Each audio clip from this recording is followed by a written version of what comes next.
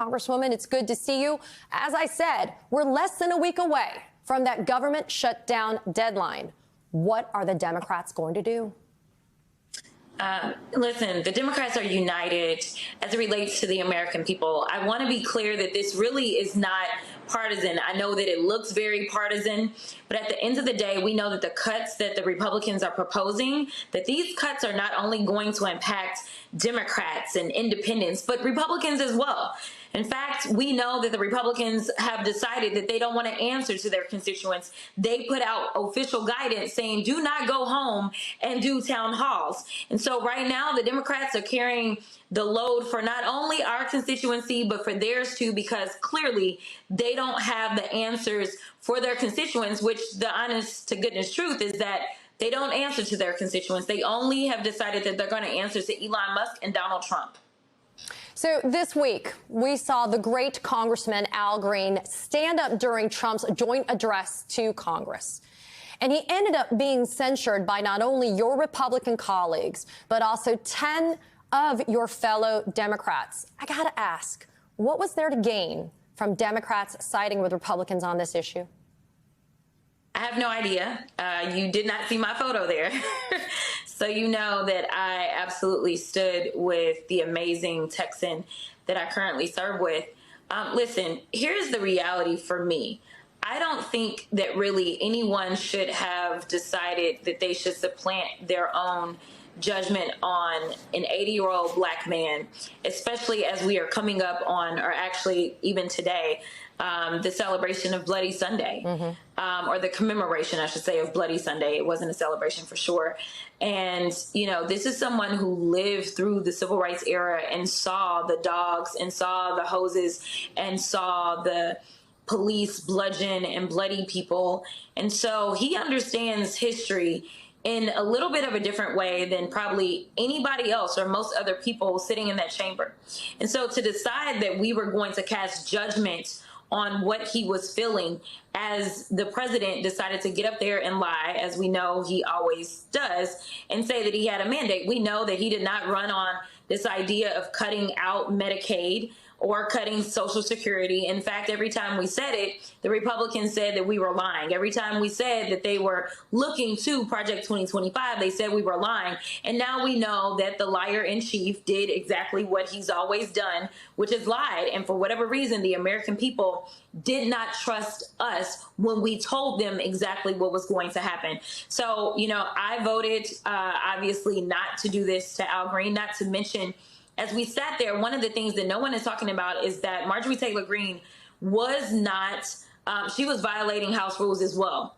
We are not allowed to wear any hats whatsoever, no matter what. Yet she sat there on that same day and she was wearing a hat. She was wearing a MAGA hat, and that was out of decorum. And no one said anything to her. Well, the hypocrisy abounds. We know that not only Marjorie Taylor Greene, but also Lauren Boebert used to routinely shout out at President Biden during the State of the Union addresses, and they never faced a censure from not only the Democrats, but from their own party. Let's switch gears a little bit because you have been incredibly busy in Washington this week. You're a part of the House Oversight Committee. There was a hearing this week where the mayors of 4 so-called sanctuary cities were grilled. I want to play a very quick bit of something that you definitely had to share during that hearing. Take a listen.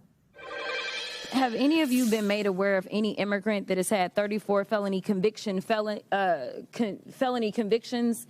that has still been able to roam around in your cities? Anyone? No, ma'am. I mean, Congresswoman, it's true. I just talked about the hypocrisy from the GOP. They're so quick to want to round up people on the streets.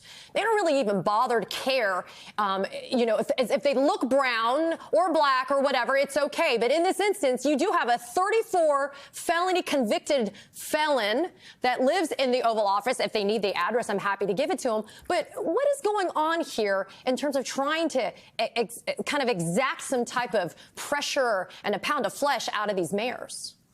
Yeah, so first of all, shout out to all the mayors. And I am saying all the mayors. It was definitely interesting to listen to the mayor of New York, but nevertheless, I will say that the mayors as a whole, they really did kind of stand their ground against what they were attempting to do to them. And so I really do applaud them. They were coming up with baseless statistics on crime. And literally, they brought the mayor of Boston, Mayor Wu, who is absolutely ranked as the safest large city in the country. And they were trying to lecture her on crime and immigrants. It was absolutely insane. And so that was why I brought out the hypocrisy, and to keep them from trying to come after me and say, oh, I'm engaging in personalities by talking about Trump, I did not mention his name. So I decided that I would work through or around the rules and make sure that I laid out that as they are so outraged by these immigrants and the crime that they're bringing, and not to mention city law enforcement, local law enforcement, they are always going after crime. And they don't say, oh, you committed a murder? Oh, but you're an immigrant? Well, let you go, right? So they are always focused on crime. They continue to say things like the illegals and that they broke the law coming in. But what they're not telling the American people is that it is a civil violation.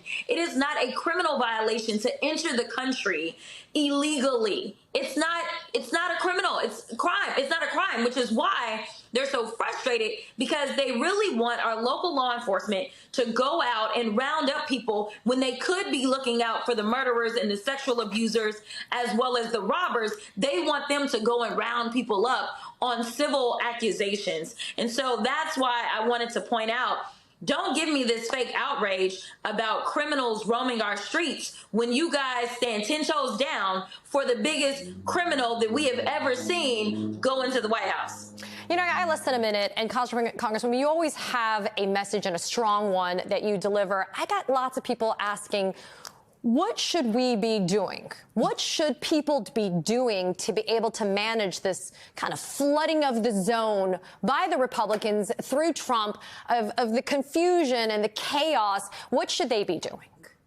So number one, if it's something stupid like people focusing on my accent and whether or not I went to private school or not, it is a distraction. They are definitely trying to distract you. So anything that sounds stupid, just ignore that and then pay attention to the other things. But also, we really need someone that wants to be the messenger on a daily basis who can combat the nonsense and the lies that are coming out of the Oval Office as well as from the press secretary. But if you are sitting at home and you are frustrated and you're like, what can I do? We've got 3 special elections. If we can flip those special elections, then that means that the Democrats control the House before the midterms. So I am just begging and asking everyone to get engaged with those special elections down in Florida, and then we'll see when the one will be announced in New York. In addition to that, it is so important that we just educate ourselves and we talk to our friends and family, because they are going to trust you before they trust somebody like me who's a politician, because as we know, so many of our politicians are liars, and as of now, a lot of them are criminals.